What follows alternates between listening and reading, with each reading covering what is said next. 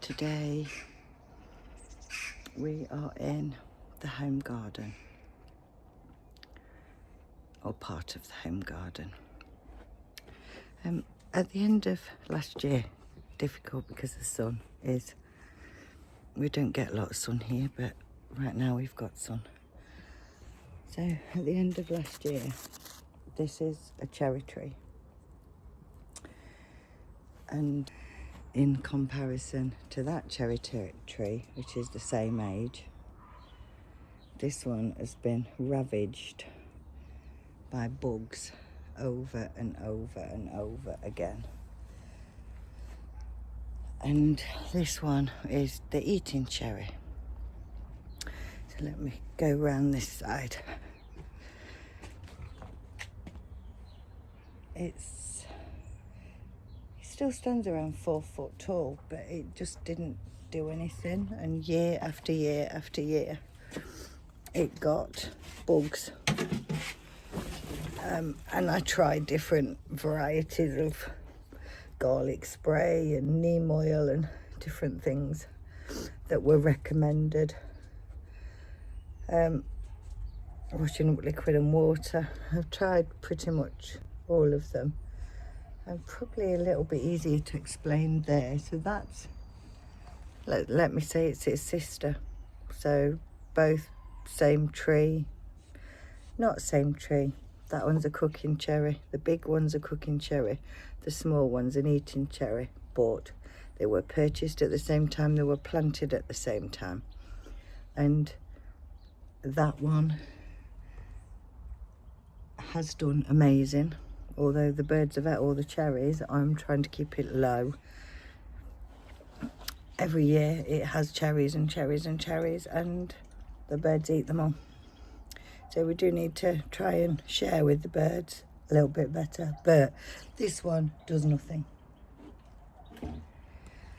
So last year I put that pot on and had a bash at the best branch I had. I had a bash at pot layering, whereas you put the pot of soil around the branch and try and get the branch to root. Try and save the tree. That was the healthiest branch, etc. And that's what I'm having a go at. So today I'm going to open it up and see if it's worth doing anything. I've left it a little bit longer than I should have done because the tree is now starting to produce flowers. So everybody's saying the bugs are less because we've had no rain. So any gardener is a bit dependent on the weather. So when you get a lot of rain, damp conditions, you get the bugs. And we've had a super dry March and a super dry April. In fact, I think our last rain was beginning of March or something. And it's now 11th of April. So we're going to have a look at it. We're going to see if it's rooted, and we're going to chop the branch off and let the rest of the tree try and recover this year. And maybe a little bit late. I maybe shouldn't have bothered because it maybe will do all right this year because we've had a very dry and the bugs don't seem to be there. But every year the leaves all curl, twist. There's all little black bugs underneath all the leaves, and every year I wash them off and hose pipe them off, and they come back and back and back, and it's probably 5 years old. So it's a very, very small tree for a 5-year-old tree. So that's what we're going to have a bash at this morning. We've also got, since we've now pruned the passion flower, which is over there,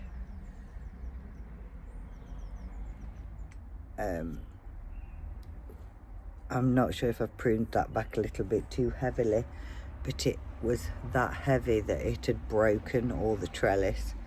So to tidy that up, we really needed to heavily prune it. Passion flowers do like a bit of pruning, but they don't like loads. you can't prune a passion flower down to the ground like a clematis.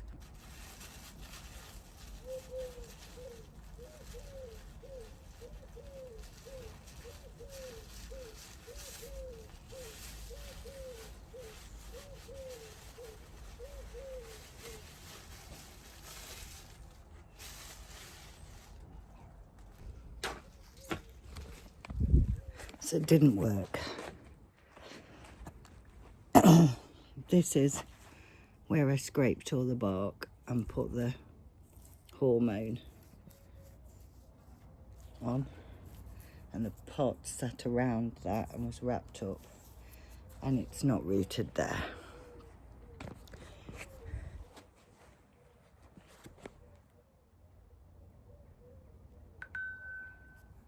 I did a tiny little cut there, and it's not rooted from there either. It's healed. So because that's flowering, I'm not going to chop the branch off. It's clearly not going to take. This clematis down here, I am going to dig that out right now and pop it in this bag. And we'll take that up to the allotment later on. And the reason being is that it's quite a few years old. Oops, it's quite a few years old. So it's not growing like the other clematises. I did try and take a cutting of it last year to try and revive it, but it's a beautiful flower and I want to give it a new lease of life. So I'm going to dig that up and take that up to the allotment.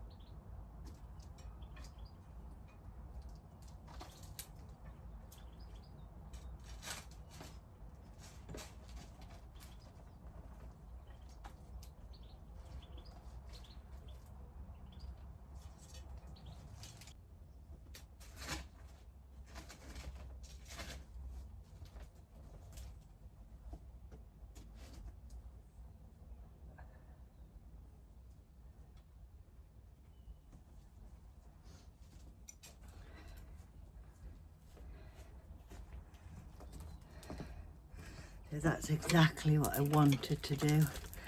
I wanted to disturb those roots. Very little. Clematis roots like it dark and deep. So what I'm doing. So this is this year's growth. It's nice and this is last year's.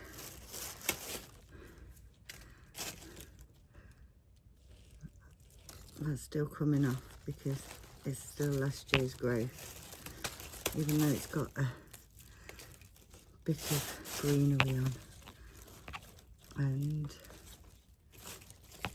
all that is the same.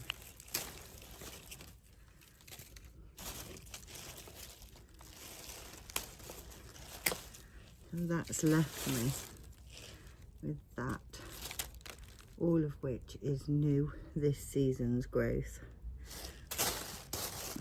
Really good root structure.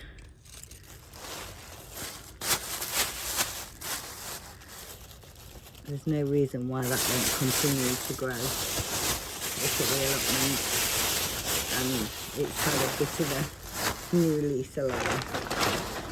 That's the plan. So we've wrapped that root, there's that, and that will go in at the allotment today. Just got to check that I've not left too many of those around, otherwise it will just regrow.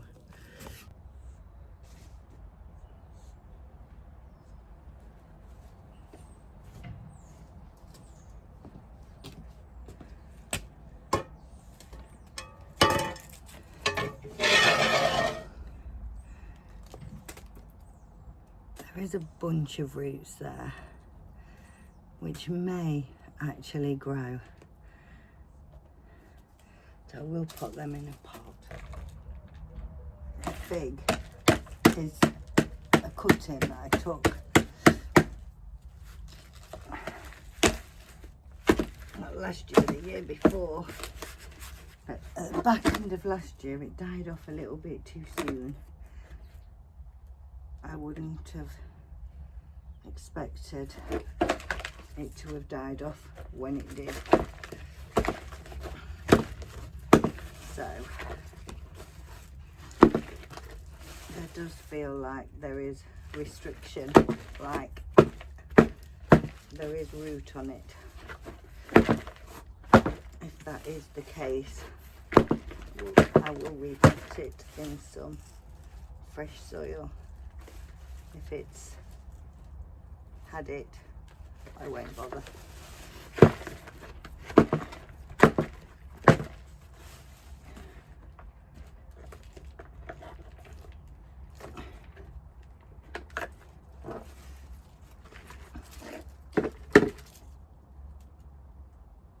I find fig hard to do. Lots of people find it easy, but I don't.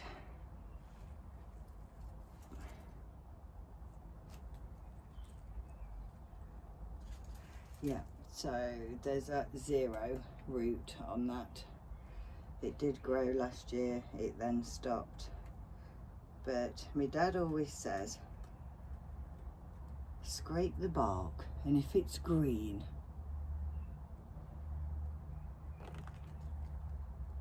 I don't know if you can see that green there that I've just, then it's alive. So,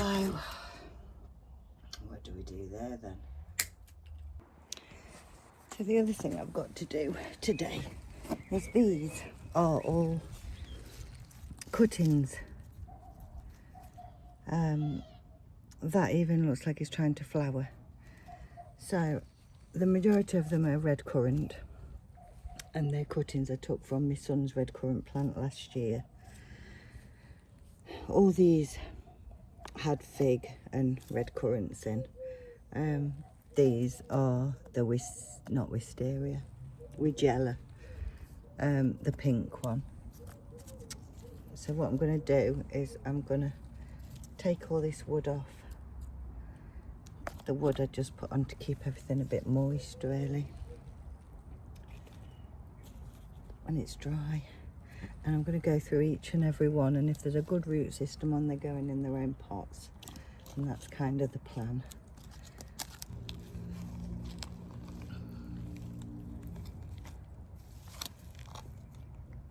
So we do have some root on that, nothing major, but some.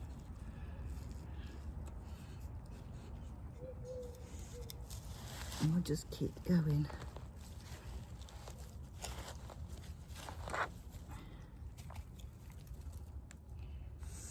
That one's a lot more root on it, so that could probably benefit from its own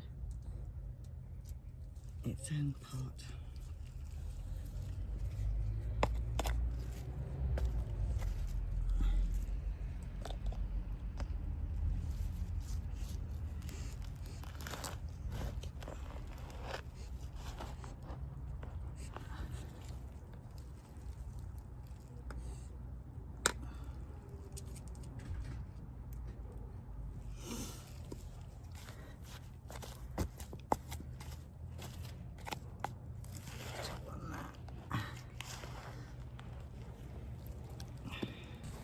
All have some kind of root system on it, but some are better than others. So take this one for example, where it's got roots all the way up. It's also trying to flower.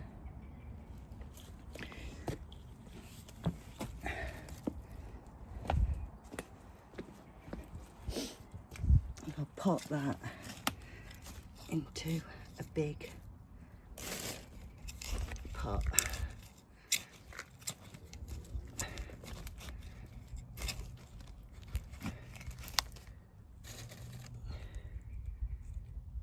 far down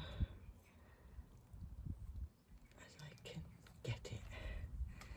I cover all the roots and then I push it down with my hands.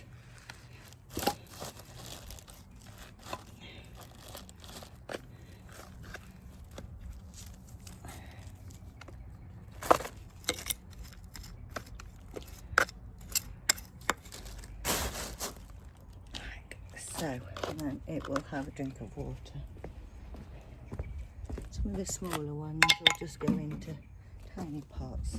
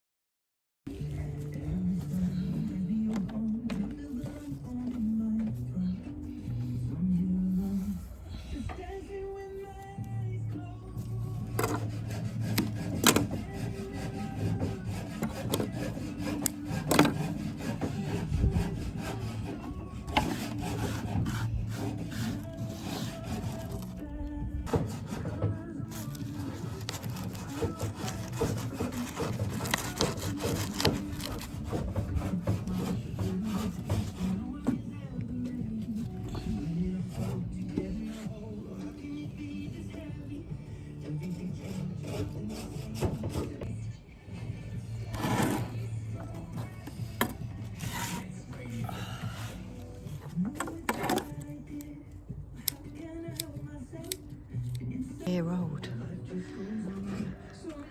Got loads and loads and loads.